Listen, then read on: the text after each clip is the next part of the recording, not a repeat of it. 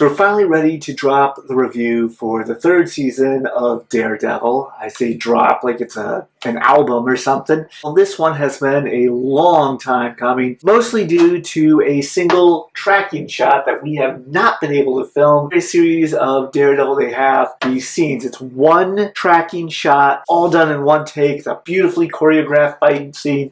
And I was going to make a mockery of it, and it just looks like we're not going to be able to do it. It's a shame. I bought a bunch of props and equipment for it, and mostly the issue, well, yeah, the entire issue was people not showing up. A lot of people would agree to come, and like one person would arrive, and that's not enough to do anything. And then maybe two people show up the next time. It's frustrating, but it's par for the course for Seattle. That's the thing about Seattle. Now, I do think marijuana should be legal, but I tell you, it is so annoying here in Seattle. You get all these people who are smart and creative, and they say they want to do all these things. They just get high and forget to do anything about it. Anywho, so today we're going to do season 3 of Daredevil, and after this episode, I just got all this new equipment, lights and a green screen, so this will start looking a lot more professional. Also going to do, as promised, stupid ideas for a live stream channel, so I will be inserting those into this as we go. And of course, Daredevil, another Stan Lee property. We miss you, Stan. If you don't know, Stan Lee passed away recently. I put a tribute to him in my last review for Overlord. Not that that has anything to do with Stan Lee. I just wanted to do something at the time. Let's get started.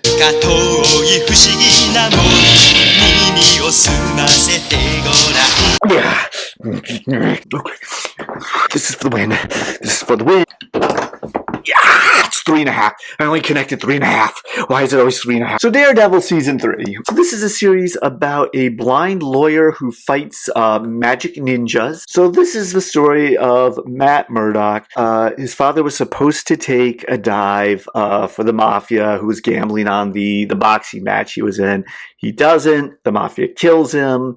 Matt Murdock, wants revenge, becomes a superhero. First, he gets acid in his eyes, which makes him a ninja. Just go with it. And then he fights the evil ninjas called the Hand. Now, if that sounds familiar, it might be because the Teenage Mutant Ninja Turtles were actually originally meant as a joke about Daredevil. Instead of getting the ooze on them and going blind, the turtles became human and became ninjas. And instead of getting trained by a guy named Stick, they were trained by a dude named Splinter.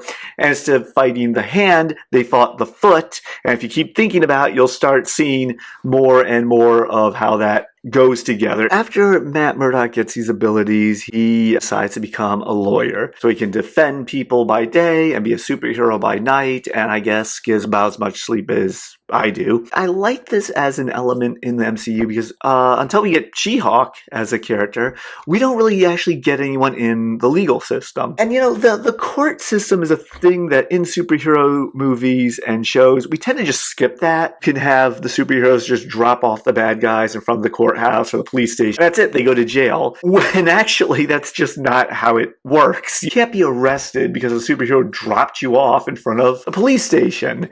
That's not how you put together evidence for a trial.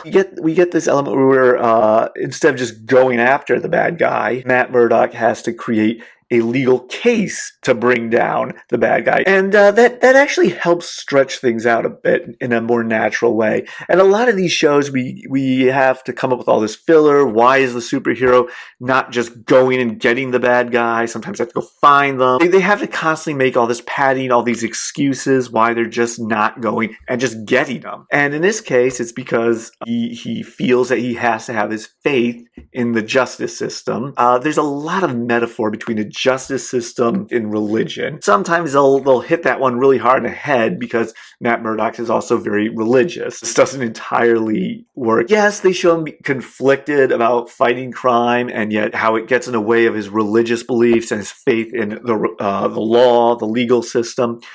But honestly, we're on season 3, so that's gotten kind of old. And also, it's very convenient when he decides he has a problem with it. Throughout this season, we see him struggling with whether or not he should just kill Fisk, who's murdering tons and tons of people. And in season 2, we saw him have a lot of conversation with Frank Castle, the Punisher, about this. Because Castle just kills these people. He doesn't really worry about it. Whereas Daredevil wants to put together a case and put them away legally to keep his faith in the legal system and religion.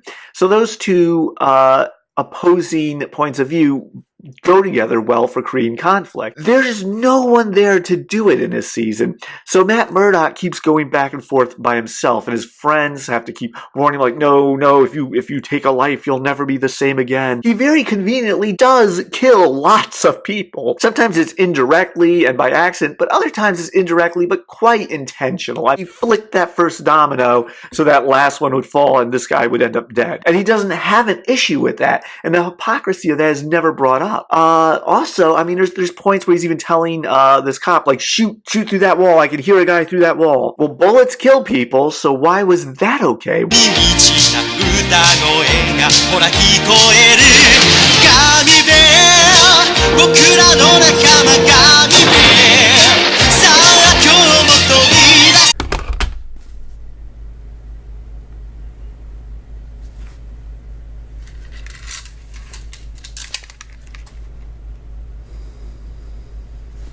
Now, as much as I relish the idea of a show where we actually have to watch the superhero put together a criminal case against the villain before going and arresting them, I have to admit few people would actually want to sit through that. And not that I'm any expert in criminal prosecution, but I'm pretty sure what we saw was a bunch of BS anyways. And there's a lot of, as usual, suspension of disbelief that you have to have. I mean, there's a lot of scenes. I won't get into them because there's no reason to spoil anything here, but there are a lot of times where you have to go with it. You just have to go with it. And in all fairness, we're in a universe where the Iron Man suit doesn't immediately murder the person flying around in it.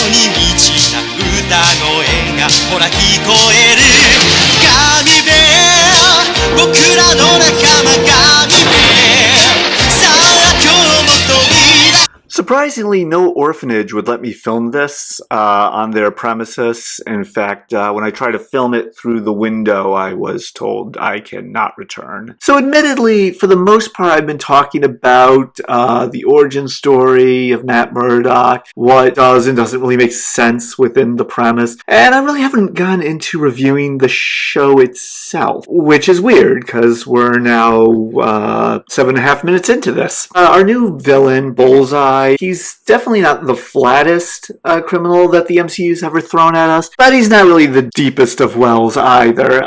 In fact, there's a very serious danger that we thankfully avoided by putting Matt Murdock back in his original costume from the first season, where Bullseye puts on his Daredevil uniform, and honestly, if they were in the same uniform, you couldn't even tell who was who until Bullseye started throwing things. So very wisely, we avoided that. But that does show you that there's a pretty evenly matched, same power set as is standard with the MCU, minus the fact that Bullseye is just really good at throwing things, even batons through people.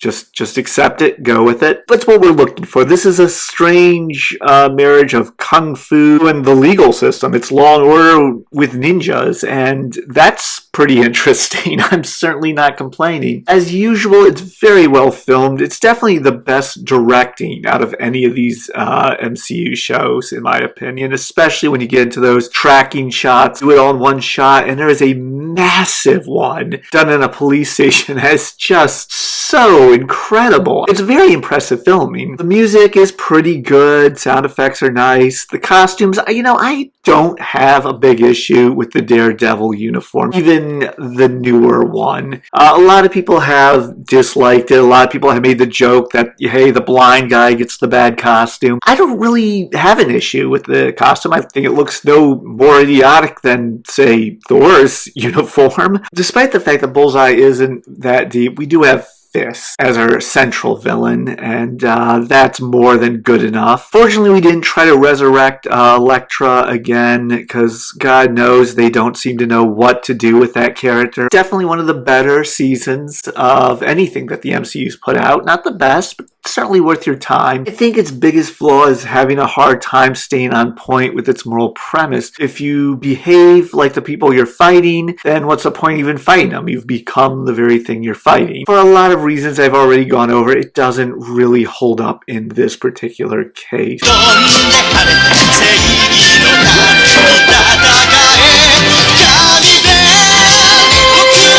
Oh, see, now I don't follow this at all. This is too complicated. Is this the brother or is this the guy who was dead in the first episode? I just don't. What's that guy doing? Who's that? Is he sending one of those tweeters? Oh God, this is a very confusing salad dressing commercial. I don't understand it at all. Hey, have you been to my website yet? Go down there, look in the comment section, Darkwana.com. Go there, check it out. Take a look at my games. Take a look at my novels. Look at the reviews on these novels. Only a complete asshole wouldn't download one of these novels. And you might think, hey, this game doesn't look like it's for me. Well, you know who else didn't buy a copy of my game? Hitler. Yeah, you want to be like Hitler? So, yeah, go to my website, check out my games. And while you're at it, do that internet stuff, man. Do all that shit. Like, subscribe, ring the bell.